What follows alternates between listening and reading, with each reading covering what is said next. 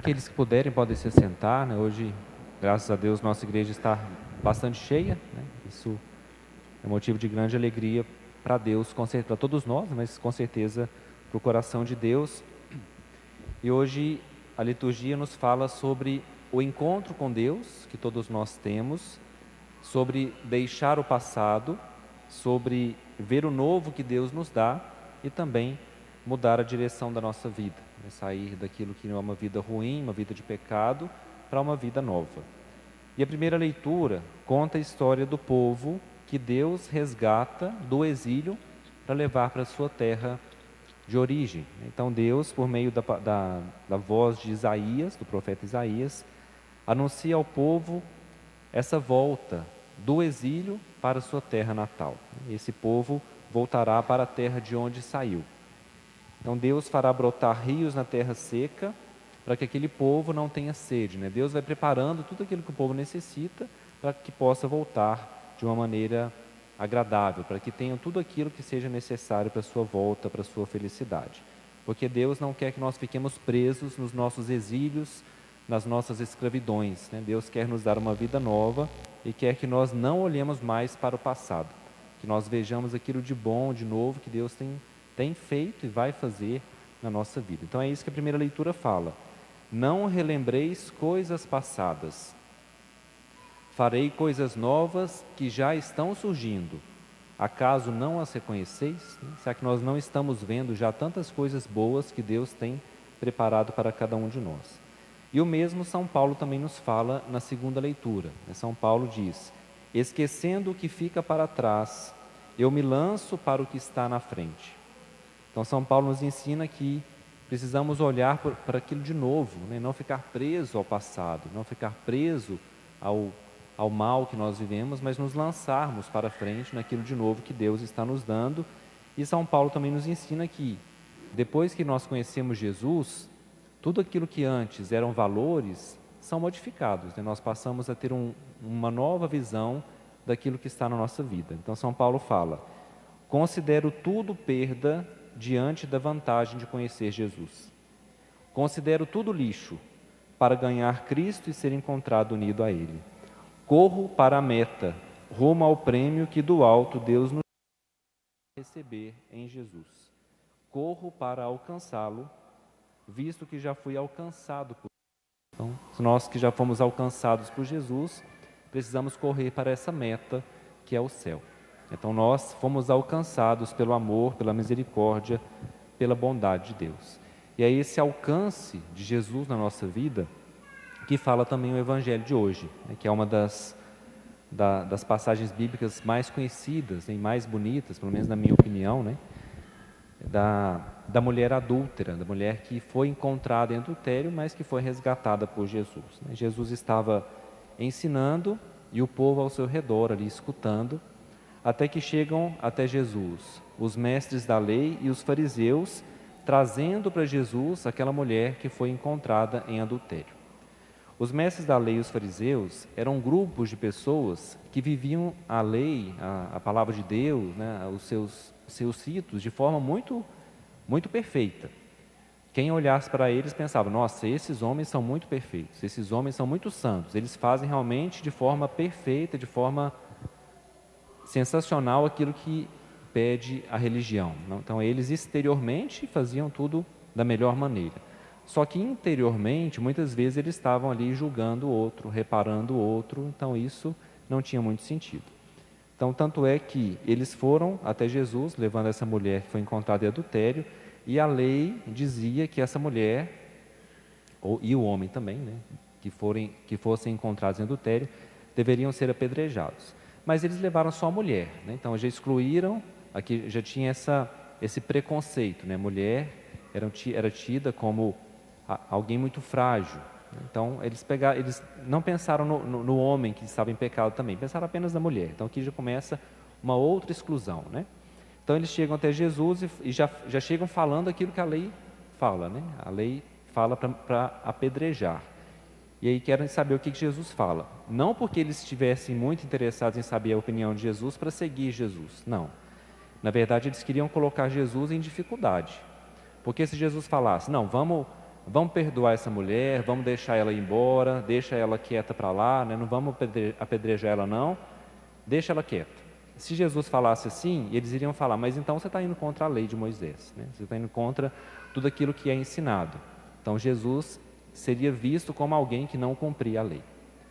Mas se Jesus falasse, então vamos apedrejar mesmo, porque ela está errada, porque ela é uma pecadora, porque ela é uma adulta, a gente tem que fazer o que a lei pede, tem que matar ela mesmo.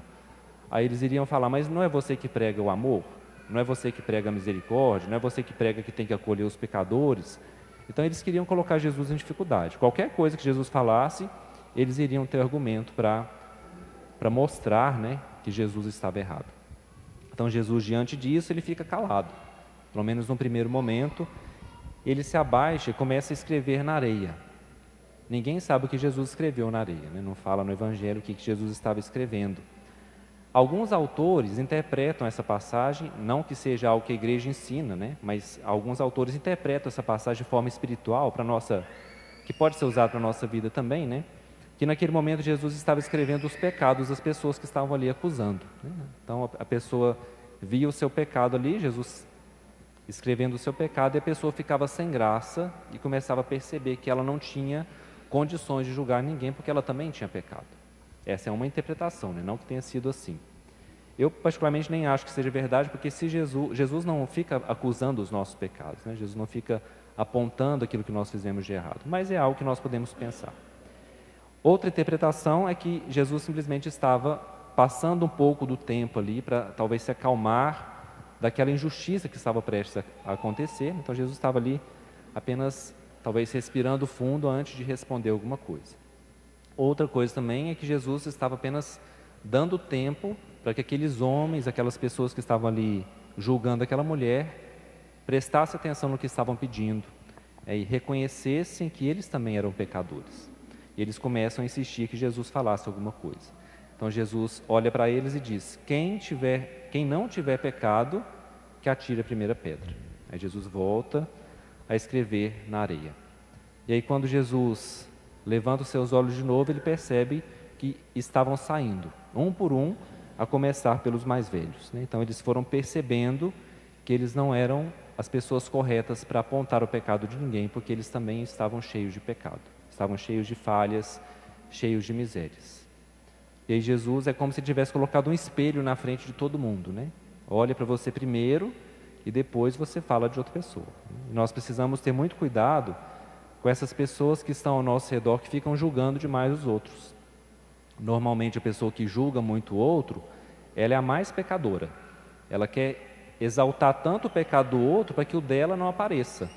Então eu vou acabar com a vida do outro, porque enquanto estão olhando para o pecado do outro, o meu pecado está escondido.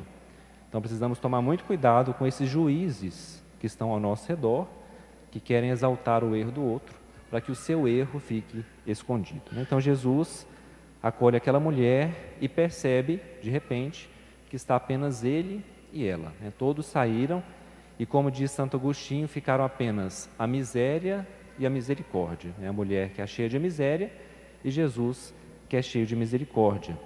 E o interessante que Jesus depois fala, mulher, onde estão aqueles que te acusavam? Ela disse, né, não tem mais ninguém aqui, né, não sobrou ninguém. E Jesus disse, eu também não te condeno.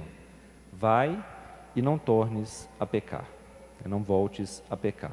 Então aqui Jesus está nos ensinando o rosto misericordioso de Deus, né? Quem é esse Deus que Jesus veio nos ensinar?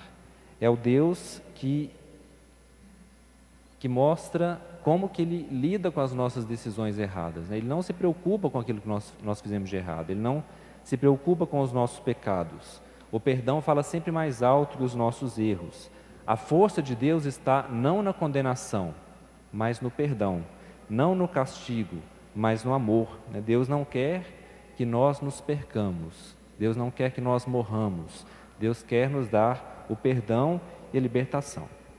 O problema é que muitas pessoas pegam esse evangelho e vão quase até o final, mas não terminam ele. As pessoas ficam apenas na primeira parte da frase que Jesus fala para a mulher, né? Jesus fala, eu também não te condeno. E tem gente que fica só aqui. Aí pensa, não, então vou fazer qualquer coisa porque Deus não me condena, porque não vai ter nenhum problema eu fazer tal coisa, e fica só nisso. Mas Jesus fala o restante, ele diz: podes ir e de agora em diante não peques mais. Então Jesus não condena, ele não fica jogando na nossa cara o nosso pecado, mas ele fala que nós precisamos deixar o pecado. Ele não fica parado apenas nessa parte, ele nos indica que nós precisamos mudar de vida, senão não tem sentido. E é o que muitos de nós experimentamos esses dias, no mutirão de confissões, por exemplo. Nós recebemos o perdão de Deus, recebemos a misericórdia de Deus, mas precisamos lutar contra o pecado, senão não tem sentido receber a confissão. Tanto é que, se alguém não está disposto a largar o pecado, essa pessoa não pode nem confessar, porque ela não quer largar o pecado. Então nós só podemos confessar quando nós estamos com essa disposição, com esse desejo de mudar de vida. Então muitas pessoas olham esse evangelho e interpretam de uma forma errada, mas existe o finalzinho ali, vai e não tornes a pecar. E Jesus, com muito respeito e delicadeza, fala para aquela mulher, eu te perdoo, eu não te condeno, você pode ir embora, mas faça esse esforço de não pecar. Pode ser que nós vamos cair de novo? Pode sim, e muito provável, mas o esforço tem que ser contínuo. Nós precisamos sempre nos levantarmos quando cairmos. Então, para encerrar tudo isso, para nós resumirmos a liturgia de hoje, podemos aqui colocar 5 passos para nós colocarmos na nossa vida de forma prática. O primeiro passo, que nós precisamos nos arrepender dos nossos erros. O segundo passo, que precisamos buscar o perdão de Deus. Então, arrependemos, buscamos o perdão de Deus. O terceiro passo, que não podemos ficar presos ao passado, como nos falaram as leituras, a primeira e a segunda leitura. O quarto passo, que nós precisamos também nos perdoar, que Deus nos perdoa, mas muitas vezes nós não nos perdoamos. Na confissão é muito comum, às vezes a pessoa cometeu um pecado muito grande e ela já se confessou, não voltou a repetir, mas mesmo assim ela volta a repetir aquele pecado na confissão, a falar aquele pecado na confissão, porque ela ainda não se perdoou. Então precisamos também nos perdoar. E o quinto passo, esforçar para não cairmos mais no pecado. Esforçarmos para a nossa vida ser diferente depois desse encontro com Jesus. Então, arrepender, buscar o perdão, não ficarmos presos ao passado, nos perdoarmos e nos esforçarmos para não pecarmos mais. Louvado seja o nosso Senhor Jesus Cristo, para sempre seja louvado.